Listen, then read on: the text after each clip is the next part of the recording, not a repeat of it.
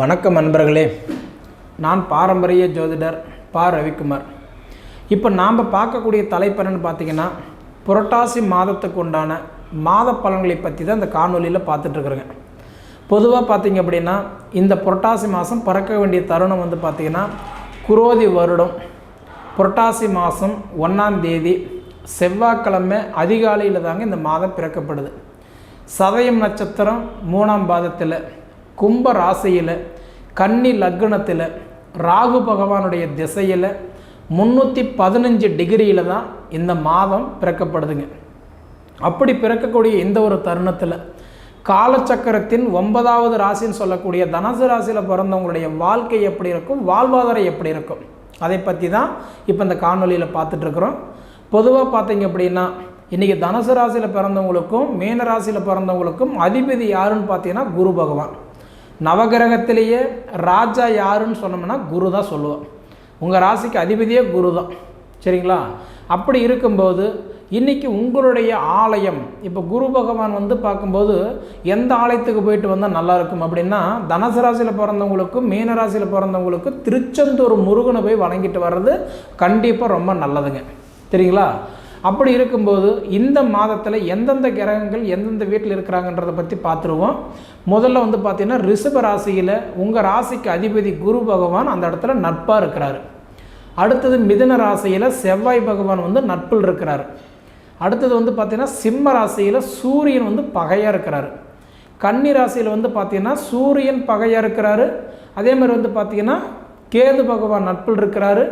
இன்றைக்கி சுக்கிர பகவான் பார்த்திங்க அப்படின்னா இன்றைக்கி நீச்சம் அடைஞ்சிருக்கிறாரு.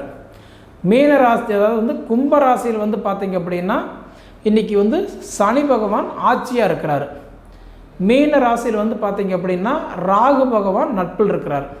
இப்படியாப்பட்ட கிரக அமைப்புக்கும் இந்த கிரக சேர்க்கைக்கும், அதாவது தனுசு ராசியில் பிறந்தவங்களுடைய வாழ்க்கை எப்படி இருக்கும், வாழ்வாதாரம் எப்படி இருக்கும், அதை பற்றி தான் இப்போ இந்த காணொலியில் பார்க்குறேங்க. அப்படி பார்த்திங்கன்னா, இப்போ உங்கள் ராசிக்கு அதிபதி பார்த்திங்கன்னா உங்கள் ராசிக்கு 6ஆம் பாவகத்தில் இருக்கிறார்.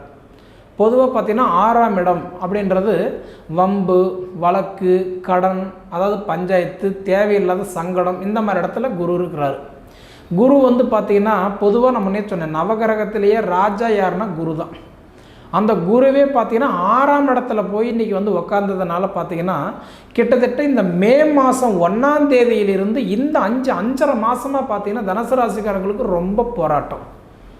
உடச்சி சொல்லணும் அப்படின்னா மன உளைச்சல், மன சங்கடம், தேவையில்லாத கடன் பிரச்சனை, தேவையில்லாத பேர். ஏன்னா கண்டிப்பாக பார்த்தீங்கன்னா 90% பேருக்கு பார்த்தீங்கன்னா இந்த 4.5 மாத காலமாக ரொம்ப கஷ்டப்பட்டுட்டு இருப்பீங்க. கல்லோட அரிசி வாயில் போட்டுக்கிட்டு, துப்பனா அரிசி போகுது, முழுகுனா கல் போகுது, மெல்லனா பல்லு போகுது, அப்படின்ற ஒரு நிலமை தான் கிட்டத்தட்ட சொல்லணும் அப்படின்னா இன்றைக்கி இந்த 4.5 மாதம்னு சொல்லலாம். ஏன்னா உங்கள் ராசிக்கு அதிபதி 6ஆம் இடத்துல போய் உக்காந்ததுனால கிட்டத்தட்ட உங்களுக்கு தேவையில்லாத விரயம்.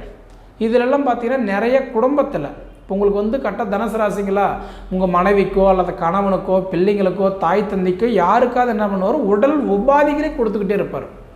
நரம்பு சம்மந்தப்பட்ட பிரச்சனையோ, கண் பார்வைக்கு சம்மந்தப்பட்ட பிரச்சனையோ, ஸ்கின் அலர்ஜியோ, இந்த மாதிரிலாம் கண்டிப்பாக கொடுத்துருப்பார், சரிங்களா? அப்போ இதையும் தாண்டி பார்த்தீங்கன்னா பழமொழி சொல்லுவாங்க, மாடு கறக்க போன குடிக்க கரெக்டாக இருக்குதுன்னு சொல்லுவாங்க. அந்த மாதிரி பார்த்தீங்க அப்படின்னா கிட்டத்தட்ட இன்றைக்கி இந்த 4.5 மாத காலமாக பார்த்தீங்கன்னா விவசாயம் பண்ணுறவங்களாக இருந்தால் விவசாய நஷ்டம், ஆடு மாடு நாய் கோழி போன உயிர் ஜீவனங்களை வச்சு வளர்த்துறவங்களாக இருந்தால் உயிர் ஜீவனங்கள் நஷ்டம், எம்ப்ளாயி வச்சு இன்றைக்கி நான் பிஸ்னஸ் பண்ணிகிட்ருக்குறேங்க, நான் ஒரு கம்பெனி வச்சுருக்கிறேன்னு சொன்னீங்க அப்படின்னா வேலைக்கு வரவங்க வரமாட்டாங்க, செய்கிற தொழிலில் பெருசாக ஒரு லாபம் இருக்காது. இன்றைக்கி பார்த்திங்கன்னா தேவையில்லாத உங்கள் லேபர்ஸ்னால உங்களுக்கு தேவையில்லாத மன உளைச்சல் கண்டிப்பாக இருக்கும். அப்போ இதையும் தாண்டி பார்த்திங்கன்னா, நான் ஒரு கட்டட மேஸ்திரியாக இருக்கிறேங்க, இன்றைக்கி நான் ஒரு கலை தொழில் செய்துக்கிட்டு இருக்கிறேன், எனக்கெல்லாம் எப்படி இருக்குன்னு பார்த்தீங்கன்னா நிச்சயமாக சொல்கிறேன், இந்த 4.5 மாதமாக ரொம்ப போராட்டம். செஞ்ச வேலையில் சங்கடம், செஞ்ச காசு கை சேர்கிறதுக்குள்ளார மன சங்கடம், அதே மாதிரி 4 காசு கம்மியாக தான் வாங்குவீங்க, ஆனால் மற்றவங்களுக்கு இருக்கிற அந்த மதிப்பு மரியாதை உங்களுக்கு இல்லை. எப்படி பார்த்தாலுமே கிட்டத்தட்ட இந்த 4.5 மாதம் உளைச்சல். சரி, இப்படி இருந்தவங்களுக்கு இந்த மாதம் எப்படி இருக்கும் அப்படின்னு பார்த்தீங்கன்னா 100% பார்க்கும்போது இப்போ உங்களுக்கு சுக்கிரன் எங்கே இருக்கிறாருன்னா 10ஆம் இடத்துல இருக்கிறாரு. சுக்கிரன் வந்து 10ஆம் இடத்துலனா தொழில் ஸ்தானத்துக்கு அதிபதியாக இன்றைக்கி அவர் இருக்கிறார், 10ல் இருக்கிறார். அப்போ 10ஆம் இடத்துல இருக்கும்போது என்ன பண்ணுவார்னா நீச்சம் அடைஞ்சிருக்கிறார். அப்போ தொழில் என்ன பண்ணுவார், சாதகமாக இருக்க மாட்டார், அதாவதுன்றது பாதகமாக தான் இருப்பார்.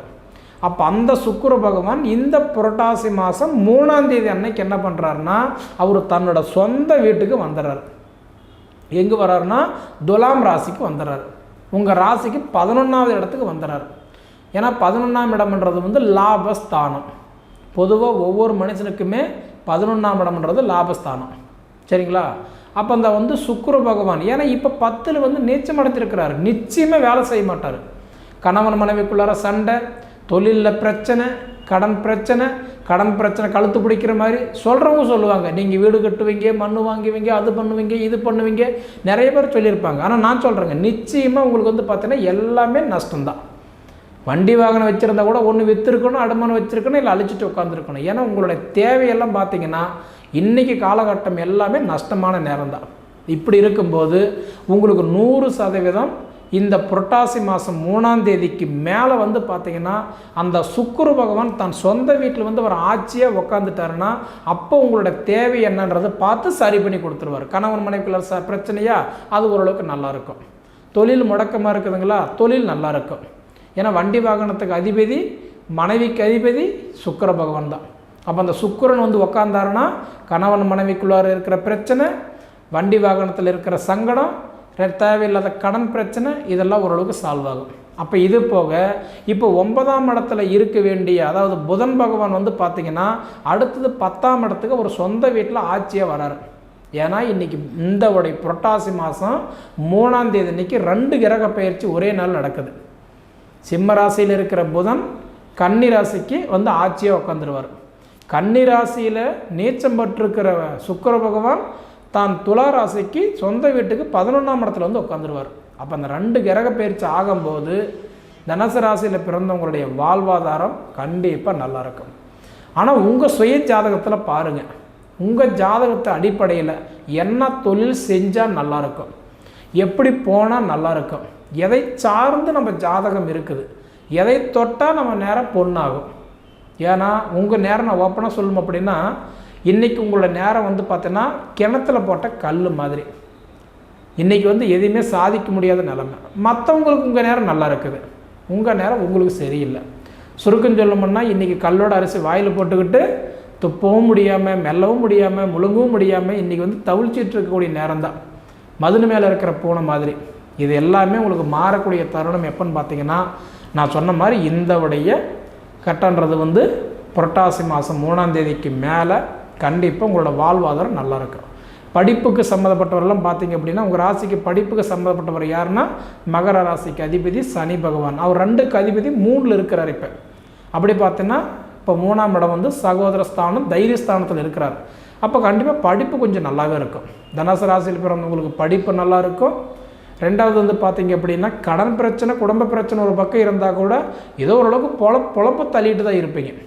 இதிலே வெளிநாடு, வெளி மாநில, வெளி பயணமெல்லாம் போயிட்டு இருந்தீங்க அப்படின்னா போயிட்டு ₹1 காசுக்கு புரோஜனம் இல்லாத, பட்ட கடனுக்கு உண்டான பலன் இல்லாமல். ஏன்னா ஒவ்வொருத்தருக்கும் ஒரு கமிட்மெண்ட் இருக்கும் இல்லையா, இடம் வாங்கணும், வீடு கட்டணும், மண் வாங்கணும், பூமி வாங்கணும், நம்ம அந்த இடம் கிரையம் பண்ணணும், நம்ம பிள்ளைங்களை நல்லா படிக்க வைக்கணும், நமக்கு வந்து பார்த்தீங்கன்னா இஎம்ஐ கட்டணும். பொதுவாக நம்மளோட வாழ்க்கைக்கு வந்து ஒரு வாழ்வாதாரம் தேடிக்கணுன்றது ஆசை இருக்கும், எல்லாருக்குமே இருக்கிறது தான். ஆனால் இதனுடைய நேரமெல்லாம் பார்த்திங்கன்னா இந்த 4.5 மாதமாக கொஞ்சம் முடக்கமான நேரம்தான். இதிலிருந்து மாறக்கூடிய ஒரு தருணம் நிச்சயமாக உங்களுக்கு இந்த புரட்டாசி 3 தேதிக்கு மேலே நல்லா இருக்குது. ஏன்னா லாபஸ்தானத்துக்கு வந்து பார்த்திங்க அப்படின்னா உங்களுக்கு வந்து சுக்கிரன் வராரு. அதே மாதிரி உங்களுக்கு வந்து 10ஆம் இடத்துக்கு தொழில் ஸ்தானத்துக்கு வந்து பார்த்திங்க அப்படின்னா புதன் வராரு. இது 2 வரக்கூடிய நேரம் கண்டிப்பாக உங்களோட வாழ்க்கை நல்லாயிருக்கும். அதே மாதிரி உங்களுக்கு புத்திர பாக்கியத்துக்கு அதிபதி செவ்வாய் பகவான் 7ஆம் இடத்துலவே நட்பில் இருக்கிறதுனால நிச்சயமாக உங்களுக்கு புத்திர செல்வங்களும் கண்டிப்பாக நல்லாயிருக்கும். உங்கள் சுய ஜாதகத்தில் பாருங்கள், 5ஆம் இடத்துல ராகு கேது இருந்தால் கடுமையான புத்திர தோஷம். அதே குருவோ சனியோ இருந்தால் குழந்தை பாக்கியம் தாமதமாகும். அப்போ உங்கள் 5ஆம் இடம் நல்லா இருக்கா? இதை தவிர செவ்வாய் தோஷம் 2, 4, 7, 8, 12ஆம் இடத்துல செவ்வாய் இருந்தால் செவ்வாய் தோஷம். அதனால கூட திருமணம் நிறைய பேருக்கு தடையாக இருக்கும். அதே மாதிரி 7, 8ல் சனி, அதாவது சுக்கிரன் இருந்தால் தாரதோஷம், நிறைய பேருக்கு மாங்கலி தடைப்பட்டிருக்கும். இதுபோல் உங்கள் சுய ஜாதகத்தில் தோஷம் இல்லாமல் நல்லா இருக்கா அப்படின்றத மட்டும் ஒரு தடவை பார்த்துக்கோங்க. சரிங்களா? முடிஞ்ச வரைக்கும் நான் சொன்ன மாதிரி திருச்செந்தூர் போயிட்டு வாங்க. உங்கள் வாழ்க்கையில் திருப்பம் நடக்கும். புரட்டாசி 3 தேதிக்கு மேலே நல்லா இருக்குதுங்க. எதிர்பார்க்குறது கண்டிப்பாக நடக்கும். உங்கள் ஜாதகத்தை ஒரு தடவை பார்த்துக்கோங்க. சரிங்களா? சரி நேயர்களே, இதுக்கு முன்னாடி நம்மளுடைய சேனலை சப்ஸ்கிரைப் பண்ணாதவங்க சப்ஸ்கிரைப் பண்ணிக்கோங்க. உங்கள் நண்பர்களுக்கு ஷேர் பண்ணுங்கள். இது தவிர உங்கள் பொன்னான நேரத்தை ஒதுக்கி இவ்வளோ நேரம் என்னோடய காணொலியை நீங்கள் முழுமையாக பார்த்ததுக்கு மனசிலேருந்து கேட்டுக்கிறேனுங்க. நன்றி.